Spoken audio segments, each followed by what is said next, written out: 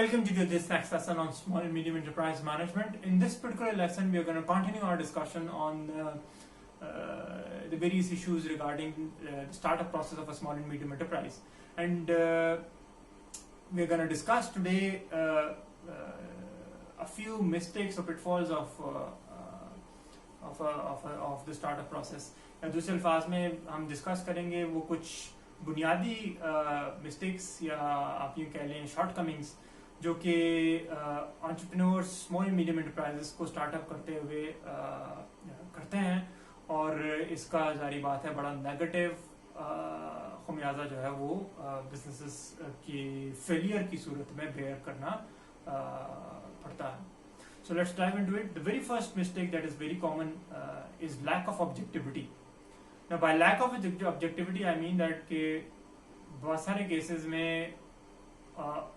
young fresh budding entrepreneurs obsess हो जाते हैं with the idea that they have conceptualized for a solution that they think is going to work in the market, but actually market में उस solution की इतनी ज़्यादा गुंजाइश नहीं होती और इस पर्टिकुलर आप यूँ कह लीजिए कि लैक ऑफ एस्टिमेशन की वजह से या फ्लॉ इन एस्टिमेशन की वजह से अपने आइडिया के बारे में ओवर कॉन्फिडेंट होने की वजह से बहुत सारे वेंचर्स जो हैं वो बेस कर दिए जाते हैं ऐसी आइडियाज़ पर जो आइडियाज़ मार्केट में गो के कुछ स्पेस रखते हैं लेकिन इनफ स्पेस नहीं रखते बिजनेस के फाइनेंशियल ऑब्जेक्टिविटीज को ऑप्टिमली फुलफिल करने के लिए.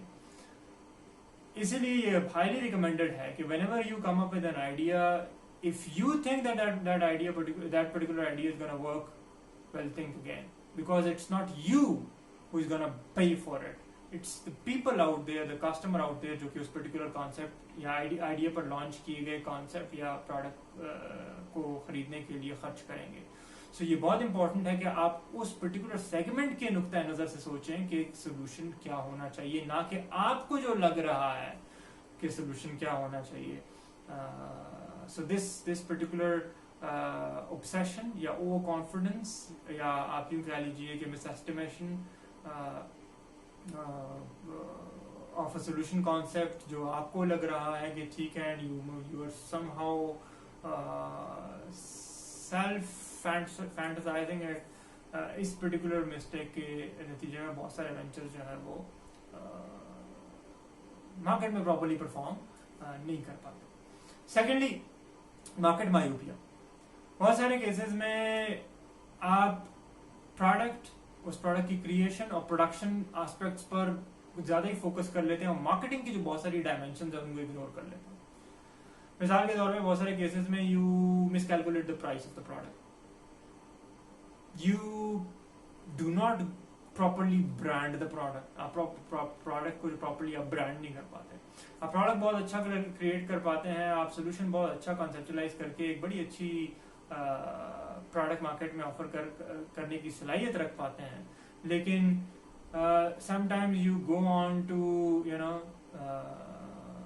improperly communicate that particular product या प्रॉपर सेगमेंट को आपने टारगेट नहीं किया या आपने उनके लिए जो टारगेटिंग मैसेज टारगेटेड जो आपने कम्युनिकेशन डेवलप की है वो ठीक नहीं की. तो ये बहुत सारे जो मार्केटिंग के अजाविये हैं इनको इग्नोर करके बिजनेसेस मार्केट में बाज़ औक़ात अंडर परफॉर्म कर जाते हैं या फेल हो जाते हैं. सो इट्स वेरी इंपॉर्टेंट कि एज अ वेंचर आप अगर लॉन्च में जा रहे हैं तो जो मैसेजिंग है, जो आपकी ब्रांड की या बिजनेस या प्रोडक्ट की जो पर्सनालिटी है, ब्रांडिंग है इटसेल्फ, या जो उसके प्राइसिंग के एलिमेंट्स हैं वो बड़े थॉरली थॉट आउट होने चाहिए. Thirdly, lack of technical expertise. ना ये एक बड़ा कॉमन अगेन पिटफॉल है या फ्लॉड है. यह एक ऐसा कॉज है जिसके नतीजे में बिजनेसेस जो है अक्सर फेलियर का शिकार हो जाते हैं. मार्केट में एक अच्छे तरीके से गैप जो है आइडेंटिफाई कर लिया गया, चेक. आपने एक अच्छा सोल्यूशन कॉन्सेप्चुलाइज कर लिया, चेक. आपने उस सोल्यूशन जो कॉन्सेप्चुलाइज किया है उसकी टेस्टिंग क्रिटिकल स्क्रूटनी के नतीजे में एक अच्छा प्रोडक्ट क्रिएट कर लिया जो कि कंपैटर से भी बेहतर है, और नंबर 2 कस्टमर्स रिव्यू में एक फुलफिलिंग प्रोडक्ट है। चेक। आपने ये सारी जो चेकलिस्ट है ये पूरी कर ली। बट अल्टीमेटली आप समहाउ लैक करते हैं कोर ऑपरेशंस की अंडरस्टैंडिंग। मिसाल के तौर पे आपने एक मार्केट में आइडेंटिफाई की जरूरत for a physical fitness training centre या जिम, या for that matter a restaurant. आपने एक कैफे या रेस्टोरेंट की जरूरत महसूस की, मार्केट में आइडेंटिफाई की, आपने उसके लिए अच्छा कॉन्सेप्ट बनाया, और अल्टीमेटली आपने उस अच्छे कॉन्सेप्ट को इन्वेस्ट करके मार्केट में इंट्रोड्यूस करवा दिया, एंड उसी तरह जिस तरह कस्टमर चाहते थे, एंड उसी तरह जिस तरह गैप मार्केट में तकाजा करता था। बट उस पर्टिकुलर फैसिलिटी के जो ऑपरेशनल एस्पेक्ट से आप ना वाकिफ हैं, आप टेक्निकल एक्सपर्टीज नहीं रखते regarding managing and operating the restaurant, आप एक्सपर्टीज नहीं रखते रिगार्डिंग फिजिकल फिटनेस ट्रेनिंग या उससे जो इक्विपमेंट है उसकी हैंडलिंग के हवाले से। दोनों सिनेरियोज में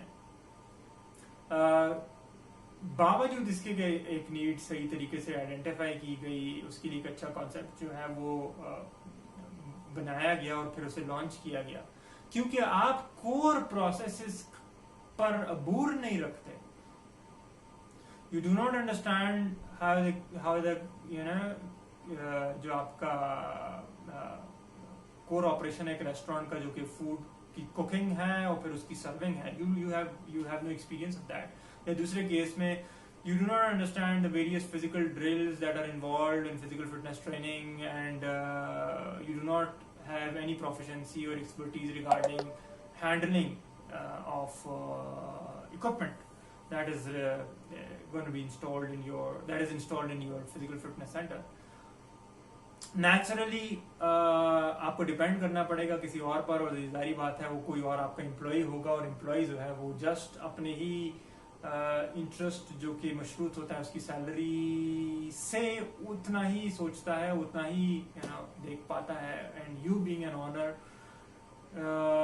आप सारा स्टेक रखते हैं, आप अपनी सारी इन्वेस्टमेंट किए हुए हैं, आप बहुत ज़्यादा बिजनेस के लिए सोच सकते हैं, लेकिन because of your lack of expertise आप बहुत सारे कोर ऑपरेशंस पर गिरफ्त नहीं रख पाएंगे, और नतीजतन बहुत सारा कस्टमर चर्न होगा, कस्टमर डिससेटिस्फैक्शन होगा, और अल्टीमेटली बिजनेस कोलैप्स की तरफ जा सकता है। सो ये हाईली रिकमेंडेड है कि उन्हीं बिजनेस वेंचर्स पर इन्वेस्ट किया जाए जिसके हवाले से आपको एक्सपीरियंस या प्रायर नॉलेज रखते हैं। नहीं रखते, it's not a big deal, आप वो नॉलेज हासिल कर सकते हैं प्री लॉन्च, बट नहीं रखते और आपने बिजनेस लॉन्च कर दिया, nobody else is blamed for nobody else is to be blamed for that। Moving on, एक और मिस्टेक जो कि कॉमन है, दैट इज फाइनेंशियल एस्टिमेशन के हवाले से जो बड़ी गलती की जाती है। बाज़ औक़ात एंथुसियाज्म में या फिर एक्साइटमेंट में, ऑब्सेशन की वजह से आप समहाउ फाइनेंशियल एस्पेक्ट्स को अंडर एस्टिमेट कर लेते हैं, और बाज़ औक़ात आप ओवर कैपिटलाइज कर लेते हैं बिजनेस को, बाज़ औक़ात आप अंडर कैपिटलाइज कर लेते हैं बिजनेस को। इसका मतलब ये है कि समटाइम्स आप बिजनेस के लिए ज़रूरत से कम फाइनेंस जनरेट करते हैं, यानी बिजनेस के स्टार्टअप के लिए, और फिर वर्किंग कैपिटल की जो कैपिटल रिक्वायरमेंट्स हैं, यानी बिजनेस को शुरू करने के लिए जो फाइनेंशियल रिक्वायरमेंट्स हैं, और फिर बिजनेस को चलाने के लिए जो ऑपरेट करने के लिए इनिशियली आपको फाइनेंशियल रिक्वायरमेंट्स चाहिए, आपने उसको प्रॉपर्ली एस्टिमेट नहीं किया और आपने कम फाइनेंस अरेंज कर दिया, आपने अंडर एस्टिमेट कर लिया या अंडर कैपिटलाइज कर लिया जिसे हम कहते हैं। तो ऐसे में होगा क्या, जारी बात है आपके ऑपरेशंस डिस्टॉर्ट होंगे तो आपके फंक्शंस प्रॉपर्ली नहीं परफॉर्म किए जा सकते हैं, आपकी आउटपुट की जो क्वालिटी स्टैंडर्ड है या फिर उसकी फ्रीक्वेंसी है वो सफ़र करेगी प्रोडक्शन की, और अल्टीमेटली जारी बात है कस्टमर डिससेटिस्फैक्शन और बात चर्न तक जा सकती है, और अल्टीमेटली बात फेलियर तक जा सकती है। और इसका केस उलट कर लीजिए, बाद ऐसे भी होता है कि you go on to overcapitalise. इसका मतलब ये है कि आपने आपके बिजनेस को जितने फाइनेंसिस की जरूरत थी आपसे उससे ज्यादा फाइनेंसिस अरेंज कर ली, समहाउ आपने कुछ ज्यादा कर्जा ले लिया जितना आपको चाहिए नहीं था। इसका मतलब क्या है कि जारी बात है आपने ज्यादा कॉस्ट ऑफ कैपिटल मोल ले ली।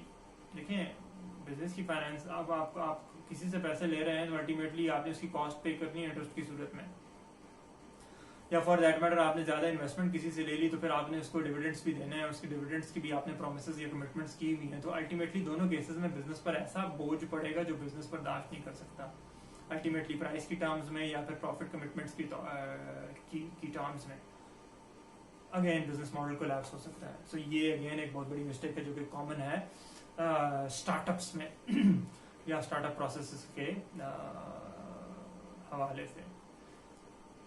एक और मिस्टेक जो कि या इशू जो कि बड़ा हर्डल साबित होता है वो lack of understanding of legal issues हैं।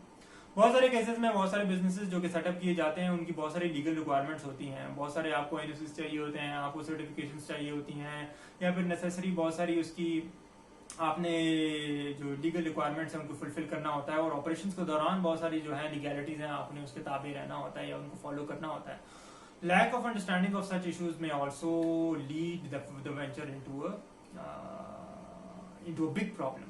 So it's very important, highly recommended कि बिजनेस के हवाले से जितनी लीगैलिटीज हैं उनको पहले से वर्कआउट किया जाए और उसके लिए जितने भी अरेंजमेंट्स या नेसेसरी प्री रिक्विजिट्स हैं उनको अडेप्ट किया जाए। फाइनली एक और मिस्टेक जो कि कॉमन है that is lack of product differentiation. बहुत सारे केसेस में आप बड़े अच्छे तरीके से मार्केट में नीड या गैप आइडेंटिफाई कर पाते हैं, आप एक सोल्यूशन को कॉन्सेप्चुलाइज करके क्रिटिकल स्क्रूटनी वाली फेज को आप बहुत ज्यादा इलेबोरेटली कंडक्ट नहीं करते और आप सोल्यूशन मार्केट में ऑफर कर देते हैं, और बाद में आपको ये पता लगता है कि because you didn't went to lot of comparisons and lot of feedback gathering या टेस्टिंग प्रोसेसेस, आपने मार्केट में जरूरत ठीक आइडेंटिफाई की लेकिन आपने जो प्रोडक्ट मार्केट में लॉन्च की वो प्रोडक्ट जो है मार्केट में दूसरी मौजूद प्रोडक्ट से सिग्निफिकेंटली डिफरेंट नहीं है। बहुत इंपॉर्टेंट है किसी भी प्रोडक्ट का मार्केट में, और स्पेशली नई प्रोडक्ट का मार्केट में, और स्पेशली एक ऐसी नई प्रोडक्ट का जिसे लॉन्च एक छोटे बिजनेस ने या छोटे सरमायाकार ने किया जिसके पास ऑलरेडी रिसोर्सेज कम है, वो ऑलरेडी एक नया और छोटा नाम है मार्केट में, वो अगर थोड़ा बहुत बेहतर है एग्जिस्टिंग सॉल्यूशन से, थोड़ा बहुत बेहतर does not work in many cases until unless your product is significantly different than the existing solutions that are being offered in the market, unless until ये केस नहीं है, आप मार्केट में बहुत सारे चांसेस हैं कि आप अंडर परफॉर्म करेंगे या मार्केट में आप एब्सोल्युटली शायद परफॉर्म कर ही ना सकें। So that's why it's highly recommended कि प्रोडक्ट की प्री लॉन्च फेज में क्रिटिकल स्क्रूटनी की जाए और इंश्योर किया जाए कि अल्टीमेटली जो सोल्यूशन आप इन्वेस्ट करके लॉन्च करने जा रहे हैं वो सोल्यूशन मार्केट में डिफरेंट हो ज्यादा एग्जिस्टिंग सोल्यूशन से। आप नहीं कर पा रहे, ज्यादा डिफरेंशिएशन नहीं क्रिएट कर पा रहे, आपका सोल्यूशन ज्यादा इन्वेंटिव या इनोवेटिव नहीं है, वेट कर लीजिए, थोड़ा और तहकीक कर लीजिए। एटलीस्ट आपका बैंक डिपॉजिट तो डिपॉजिट है ना, it's not thrown out there. So it's very important कि आप इंश्योर करें बेटर या significant level of product differentiation before you go on to launch the business. Very important for the successful startup of a business. Thank you very much. That's it for this particular lesson.